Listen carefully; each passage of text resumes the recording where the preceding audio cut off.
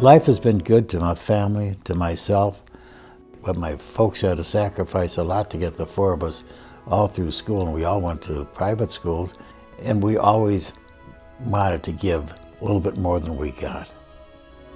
The level of significance that our community has felt by the Duchossois family, people who have taken our community to heights and added to it in ways that we are really grateful to.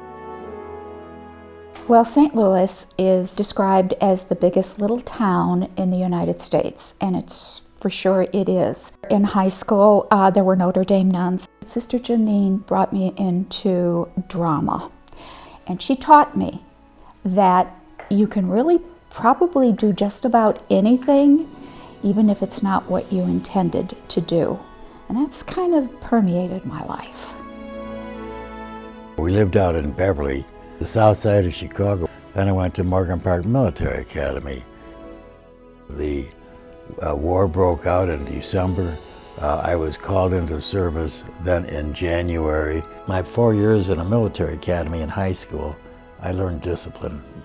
And that took us all through the war. That's why I think that my outfit was so successful.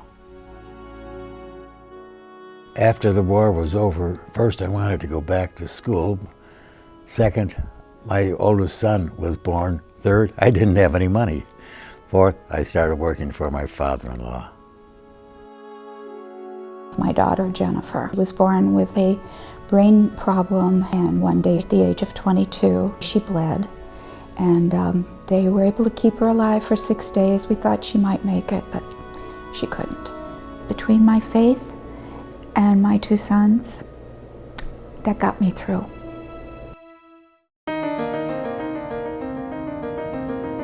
Arlington Park was never a planned business plan.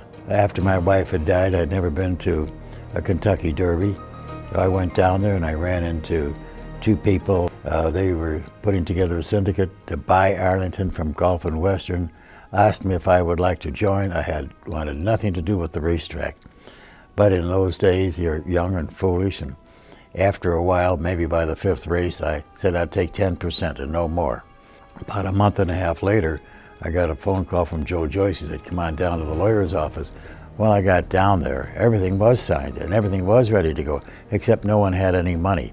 So I ended up financing the whole thing. If you meet Dick Duchossois, you would never realize he is at the age that he is. He is energetic, he is personable. This man is 93 and works every day. Even when he's home, he's working.